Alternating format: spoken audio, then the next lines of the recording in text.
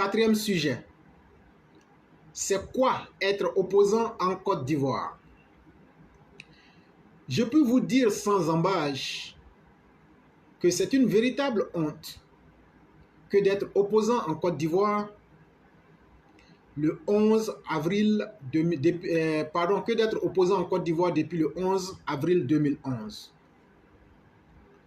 Si dans tous les pays sérieux du monde, l'opposition est une alternative et une force de proposition et de contrôle des actions du gouvernement, chez nous, malheureusement en Côte d'Ivoire, les notes sont les plus nulles et les plus lamentables du monde. Voici des personnes qui se disent opposantes, qui ne sont tenues que par leurs impératifs liés à leur nombril.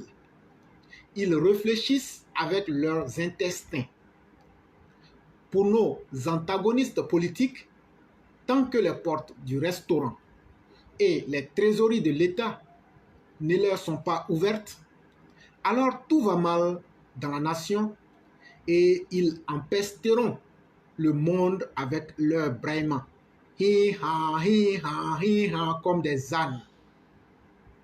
Pour nos adversaires, pas question de faire des suggestions allant dans le sens du bien-être des populations.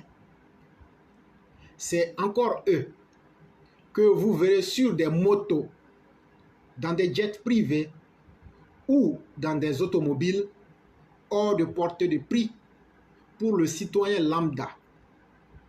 Ce qui est le plus ridicule dans cette affaire, c'est que l'extravagance et les velléités ostentatoires de nos opposants sont acceptées par une population à majorité analphabète et complètement abrutie par le poison du tribalisme, de la jalousie inutile et omnibulée par le goût du gain facile appelé mangement. Une véritable force de contradiction est un modèle, une marque de référence qui a des idées, des stratégies et des actions concrètes à l'avantage de la collectivité.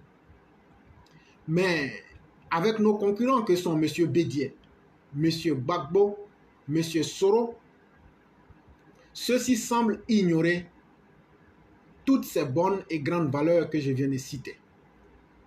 Le débat politique de notre patrie jouit d'une pauvreté et d'une platitude intellectuelle déconcertante, et ce à tous les niveaux.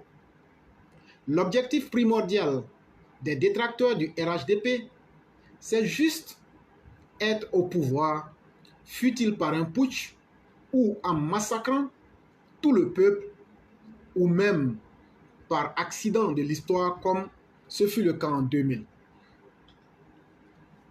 Mais dites-moi, chers contraires à nous, RHDP, que proposerez-vous aux Ivoiriens une fois que le pouvoir sera acquis?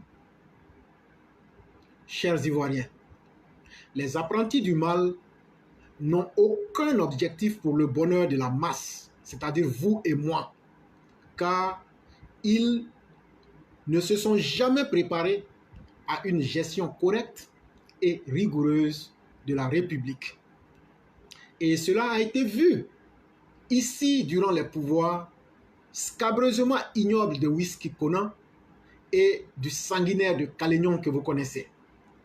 Si le peuple a de la contenance, nous ne devons plus confier nos destins à des roublards, des tribalistes, des vauriens incapables de construire ne serait-ce qu'une école primaire ou une route, encore moins satisfaire nos besoins fondamentaux.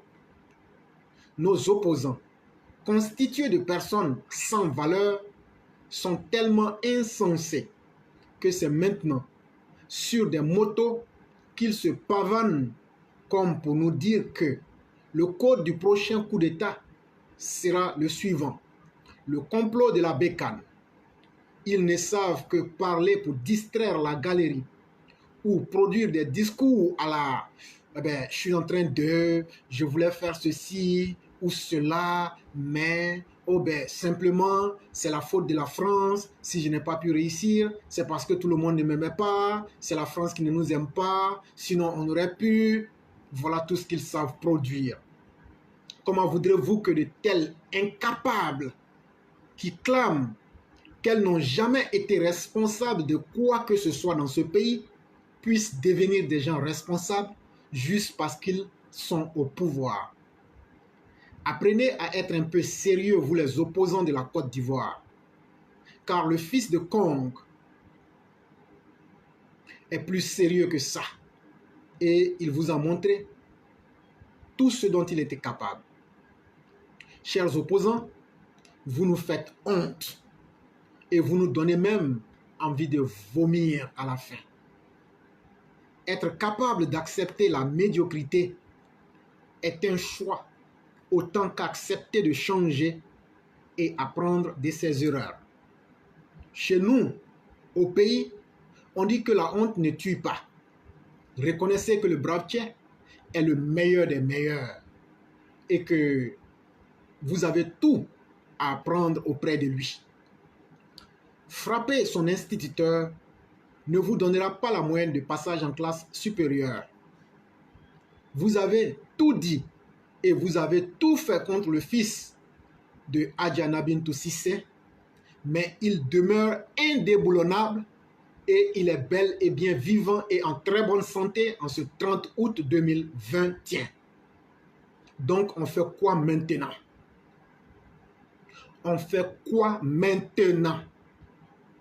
La seule alternative, chers opposants farfelus, la seule alternative qui vous reste est de devenir les élèves du sage Alassane Dramane Ouattara. Discipliné et assidu. Ainsi, mon Pygmalion, le président Dr Alassane Ouattara, guide bâtisseur visionnaire 7 fois éclairé, arbitre capitaine, vainqueur avant la finale, vous dispensera des cours gratuitement sur la gestion d'un État. Pendant que vous, les opposants,